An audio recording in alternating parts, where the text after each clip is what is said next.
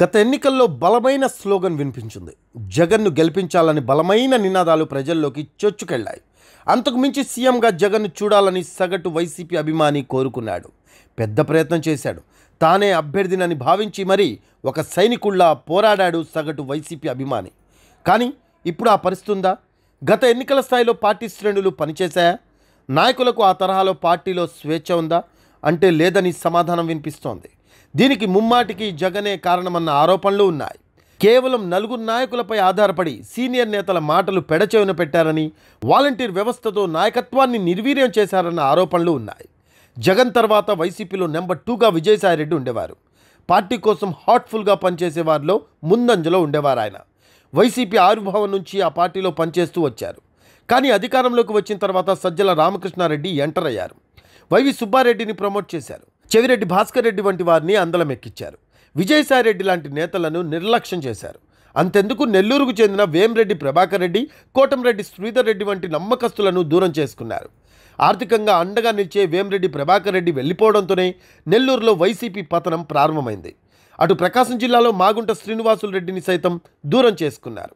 ఎన్నికలకు ముందు కొందరు నాయకులను చేజేతులా దూరం చేసుకున్నారు జగన్.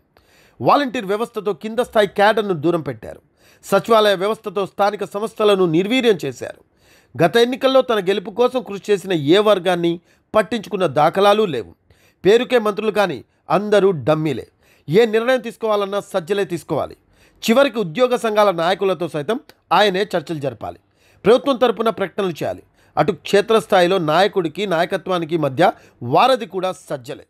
ఇసుక విధానం, మద్యం విధానం, చివరకు ల్యాండ్ టైటిలింగ్ యాక్ట్ వైసీపీకి చావు దెబ్బతీశాయి. నవరత్నాల్లో అన్నీ చేశామని చెప్పారే కానీ హామీ ఇచ్చిన మద్య నిషేధం గురించి కనీస స్థాయిలో కూడా ఆలోచన చేయలేదు. ఇవన్నీ ప్రతికూల పరిస్థితులే. వై నాట్ 175 అన్న నినాదం ముమ్మాటికి తప్పిదమే.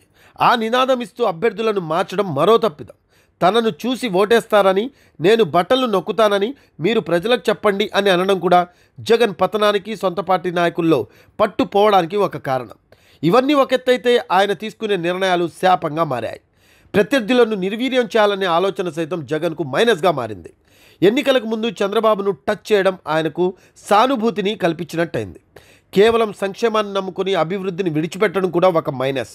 ప్రజలకు సంక్షేమ పథకాలు ఇస్తున్నాం కాబట్టి ప్రజలు ఓటు వేస్తారని భావించడం కూడా ఒక అనాలోచితమే. స్థానిక సంస్థల ఎన్నికలు, ఉప ఎన్నికల్లో గెలుపును బలంగా భావించారు. కానీ పట్టభద్రుల ఎమ్మెల్సీ ఎన్నికల్లో ఓటమిని మాత్రం పరిగణలోకి తీసుకోలేదు. ఉద్యోగ ఉపాధ్యాయుల విషయంలో సైతం అనాలోచిత నిర్ణయాలతో ముందుకు సాగారు. పట్టుదలతో ముందుకు పోయి వారిని ప్రత్యర్థులుగా మార్చుకున్నారు. ఇవన్నీ వైసీపీకి మైనస్లే. సీఎం జగన్కు పాపాలుగా మారి శాపాలయ్యాయి. దీనిపై మీ కామెంట్స్ తెలియజేయండి. జగన్ ఇంకా ఏమేమి తప్పులు చేసి ప్రస్తుతం ఈ స్థితికి వచ్చారు అనేది కామెంట్ రూపంలో తెలియజేయండి.